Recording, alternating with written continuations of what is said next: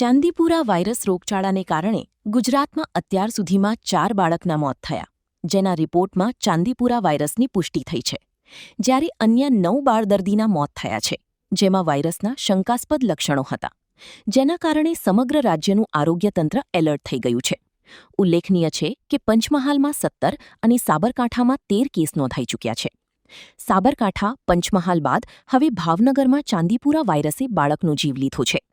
સંક્રમિત થનારા દર્દીને જોરદાર તાવ આવે છે, ફ્લૂ જેવા લક્ષણ અને એન્સેફલાઇટિસની ફરિયાદ રહે છે, ઉલટી, ગરદનમાં ખીંચાણ અને માથાનો દુખાવો. નમસ્કાર, હું ડોક્ટર મેહુલ ગોસાઈ, વિભાગીય વડા બાળ આરોગ્ય વિભાગ, સર્ટી જનરલ હોસ્પિટલ, સરકારી મેડિકલ કોલેજ, ભાવનગર, ગુજરાતથી.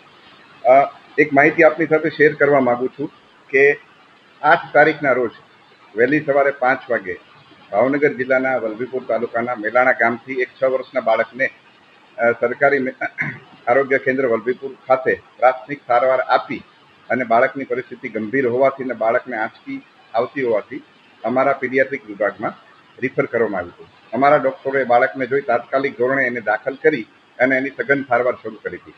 આ બાળકને જ્યારે દાખલ કર્યું ત્યારે છેલ્લા 2 દિવસમાં અતિ સખત તાવ, ઉલટી અને આંચકીના લક્ષણો હતા અને દાખલ કર્યા પછી પણ અમે એને આઈસીયુમાં સઘન સારવાર આપેલી, કૃત્રિમ શ્વાસોચ્છ્વાસ માટે વેન્ટિલેટર રાખ્યું અને સતત આંચકી આવતા, જેને અમે સ્ટેટસ એપિલેપ્ટિકસ કહીએ છીએ, એની પણ સારવાર એક સાથે 2 એન્ટી એપિલેપ્ટિક દવાઓ આપી હતી. જરૂરી તમામ પરીક્ષણ માટેના લોહીના, પેશાબના અને કમરમાંથી ખેંચેલા પાણીના CSFના નમૂના અમે અમારા લેબોરેટરી વિભાગમાં મોકલેલા હતા. દાખલ થયાના 23 કલાકની અંદર આ બધી સઘન સારવાર અમારા યુનિટ 2ની સમગ્ર ટીમ દ્વારા આપવામાં આવી હોવા છતાં લગભગ બીજા દિવસે વહેલી સવારે 4 વાગે અનફોર્ચ્યુનેટલી આ બાળકનું મૃત્યુ થયું હતું, જેનું અમને ખૂબ જ દુઃખ છે અને અમારી આ દર્દીના પરિવાર સાથેની એક સંવેદના પ્રગટ કરું છું. આ બાળકનો રિપોર્ટ અમારી અહીંયા લેબોરેટરીમાં એક જે ICMR દ્વારા એક રિસર્ચ ચાલી રહ્યું છે, જે અમારા વિભાગમાંથી ડૉક્ટર હરદેવભાઈ અને ડૉક્ટર ઉમંગ જોઈ રહ્યા છે, તો એ લોકોએ પણ આનું ફોલોઅપ લીધું અને અહીંનો રિપોર્ટ નેગેટિવ આવ્યો હતો. એટલે જે અમે અમારા ઉપરી અધિકારીશ્રીઓ, ડીન સાહેબ, સુપ્રિન્ટેન્ડન્ટ સાહેબને જાણ કરી હતી. ત્યારબાદ ગુજરાતમાં કેસો વધતા અને અમુક કેસીસ પોઝિટિવ આવતા સરકારશ્રીએ 14 તારીખે એક પત્ર જાહેર કર્યો કે લોકલ લેવલે લેબોરેટરીમાં જે પરીક્ષણ થાય છે એનું વિશેષ પરીક્ષણ ગાંધીનગર GBRC સાથે પણ આપણે કરીએ, એટલે એ સેમ્પલ ત્યાં પણ મોકલો. એટલે અમારી લેબોરેટરીની ટીમ દ્વારા આ સેમ્પલ ત્યાં ગાંધીનગર મોકલવામાં આવ્યું, જેનો ગઈકાલે મોડી રાત્રે રિપોર્ટ GBRCમાંથી માઇક્રોબાયોલોજી વિભાગને જાણ કરવામાં આવી અને અમને સવારે જાણ કરવામાં આવી કે આ બાળકનું જેનું મૃત્યુ થયું હતું 9 તારીખે, એ ચાંદીપુરા પોઝિટિવ કેસ હતો. એટલે ચાંદીપુરા એક રેબડો વાયરસ ગ્રુપનું વેસિક્યુલો વાયરસ ફેમિલીથી બિલોંગ કરતો વાયરસ છે કે જે હડકવાનો વાયરસ હોય, રેબડો વાયરસ, એમાં રેબડો વાયરસ ગ્રુપનો વાયરસ છે.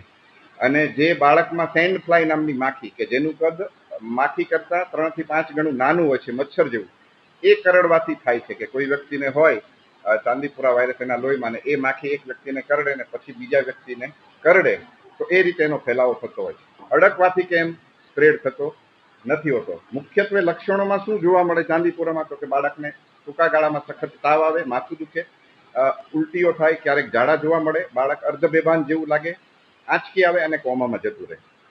કેસ ફેટાલિટી રેટ એટલે કે ઇન્ફેક્શન ચેપ લાગ્યા પછી લગભગ 56 થી 75% કેસમાં બાળકનું 48 થી 72 કલાકમાં મૃત્યુ થતું હોય છે. અને સઘન સારવારથી બાળકો 30 થી 40% કેસમાં સારા પણ થતા હોય છે. સારવારમાં સપોર્ટિવ સારવાર અમે આપતા હોઈએ છીએ. આંચકી હોય તો આંચકીની દવા આપતા હોઈએ છીએ, તાવ હોય તો તાવ માટેની દવા આપતા હોઈએ છીએ.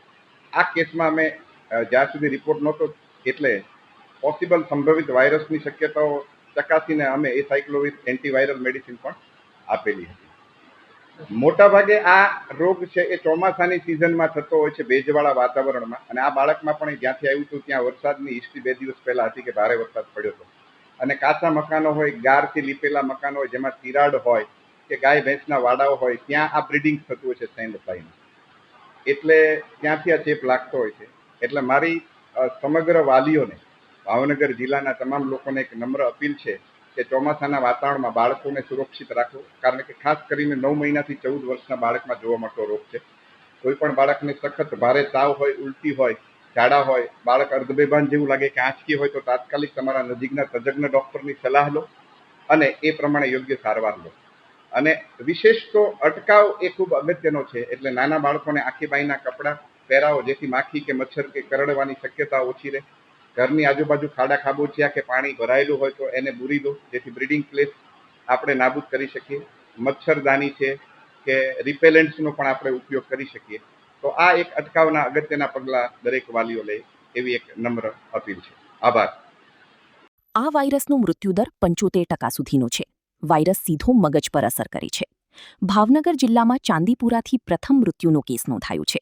ત્યારે જિલ્લા આરોગ્ય અધિકારી KM સોલંકીએ દિવ્ય ભાસ્કર સાથેની ટેલિફોનિક વાતચીતમાં જણાવ્યું હતું કે વલભીપુર તાલુકાના મેલાણા ગામમાં રહેતો અને મૂળ મધ્યપ્રદેશનો 9 વર્ષીય બાળક 6 જુલાઈના રોજ જામનગરથી મેલાણા ગામે આવ્યો હતો.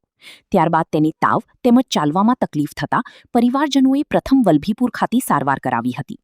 ફિરોઝ મલિક, ભાવનગર.